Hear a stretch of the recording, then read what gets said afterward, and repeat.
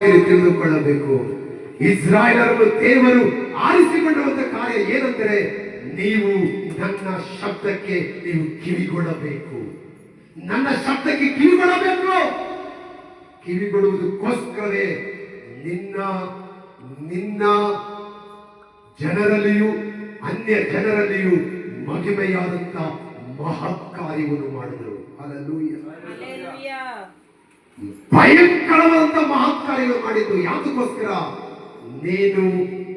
ನಾನು ಕ್ರಿಸ್ತನ ಶಬ್ದಕ್ಕೆ ಕಿವಿಗೊಡುವುದಕ್ಕೋಸ್ಕರ. ಹಲ್ಲೆಲೂಯಾ. ಅರ್ಥ ಆಗ್ತಾ ಇದೆಯಾ? ಅರ್ಥ ಮಾಡಿಕೊಳ್ಳಿರಿ.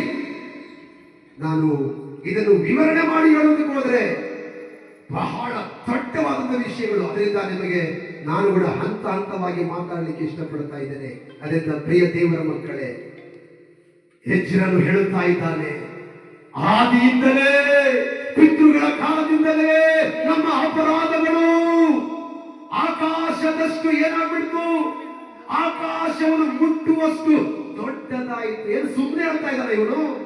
ಎಜ್ರನು ಸುಮ್ಮನೆ ಹೇಳ್ತಾ ಇಲ್ಲ. ಏನ್ ನಡೆದಿದೆಯೋ ಅದನ್ನೇ ಸತ್ಯ ವೇದದಲ್ಲಿ ಪವಿತ್ರಾತ್ಮನು ಮುದ್ರಿತವಾಗಿ ಇದರಲ್ಲಿ ಬರೆಸಿಟ್ಟಿರುವಂತದ್ದು. ಹಲ್ಲೆಲೂಯಾ. ಆ ರೀತಿಯಾಗಿ ಅವರು ಏನ್ ಮಾಡಿದ್ರು ಗೊತ್ತಾ?